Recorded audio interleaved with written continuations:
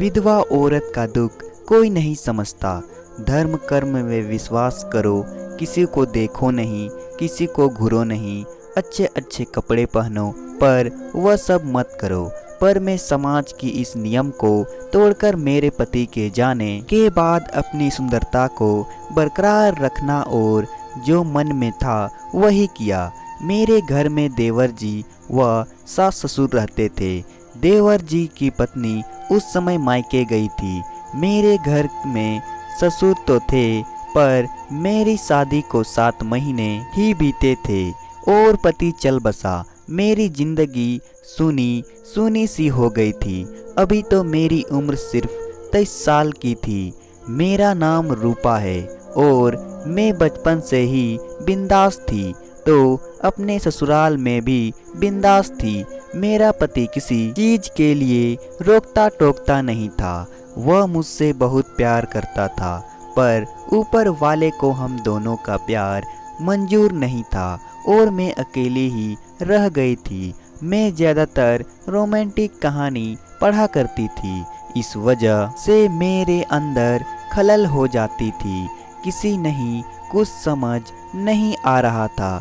मेरे घर पर रोज विक्रम सिंह नाम के भैया आते थे।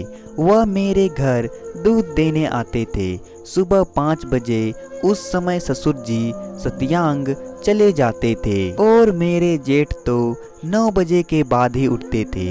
यही मेरे पास सही समय था। मैं धीरे धीरे दूध वाले भैया से हंसी मजाक करने लगी और मैं ऐसे वैसे कपड़ों में चली जाती, तो कभी बिना दुपट्टे के मैं दूध लेने चली जाती थी। वह कभी मेरे उभरे हुए बदन को देखता तो कभी मेरी नाभि को। मैं भी अब उससे बात करती तो मस्त आनंद में बात करती थी। उसने शुरुआत की, भाभी आप बहुत अच्छी हो। मैंने पूछा क्या अच्छी हूँ, तो वह बोली भाभी आप बहुत सुंदर हो और आप एकदम मस्त औरत हो। पर आपको देखकर मुझे दुख भी होता है कि आप भारी जवानी में विधवा हो गई। आप दूसरी शादी क्यों नहीं कर लेती? यह जिंदगी बहुत बड़ी है, इसे अकेले काटना मुश्किल है। मैंने कहा मुश्किल तो है, पर मैं दूसरी शादी नहीं कर सकती। यह बात सुनकर दूध वाला भैया भावुक हो गया, वहाँ से चला गया। उस दिन के बाद वह और भी मेरे करीब आ गया। उसकी बातें मुझे अच्छी लगने लगी। वह भी कहने लगा भाभी आपको किसी भी चीज की कमी हो तो बता देना। एक दिन मैंने उससे कहा भाभी तुम्हें कभी भी किसी चीज की जरूरत हो तो मुझे बता देना। मैंने कहा ठीक है भैया, मुझे जब भी किसी चीज के बारे में जरूरत पड़ेगी तो मैं आपको बता दूंगी।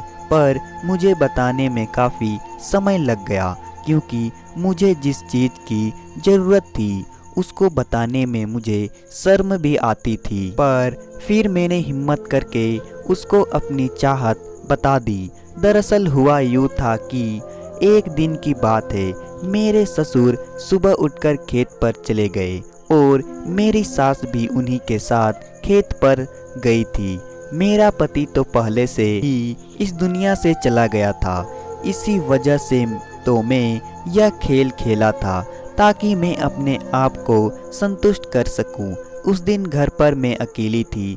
जब सुबह दूध वाला दूध देने घर पर आया तो मैंने उसे पैसे देने के बहाने अंदर बुला लिया और पैसे निकालने के लिए अंदर कमरे में चली गई।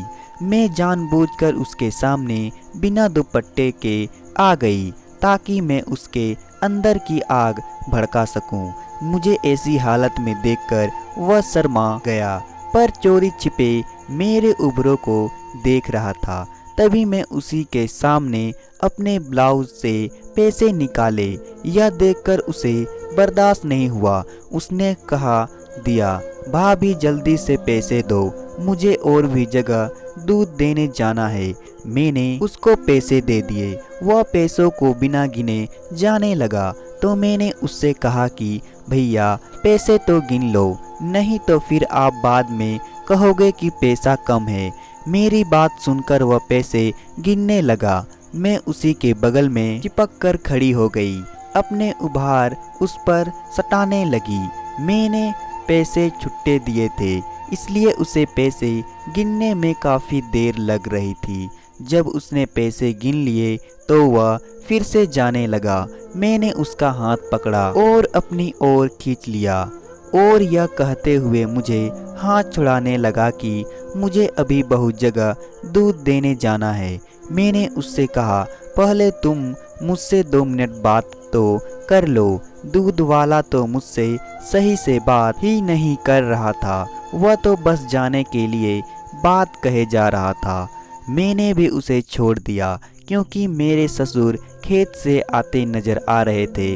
पता नहीं आज मेरे ससुर खेत से इतनी जल्दी क्यों आ रहे थे। अच्छा मौका था आज, मौका मस्ती करने का। खैर मैंने उस दिन उसे जाने दिया। फिर एक दिन मुझे मौका मिल गया। मैंने उस दिन दूध वाले को किसी बहाने से अंदर बुला लिया और वहीं पर करने को कहा। वह भी करने को मजबूर हो गया क्योंकि मैं अंदर से कुंडी लगा ली थी। तो दोस्तों, कहानी पसंद आए तो वीडियो को लाइक करें और साथ ही साथ चैनल को सब्सक्राइब भी कर दे।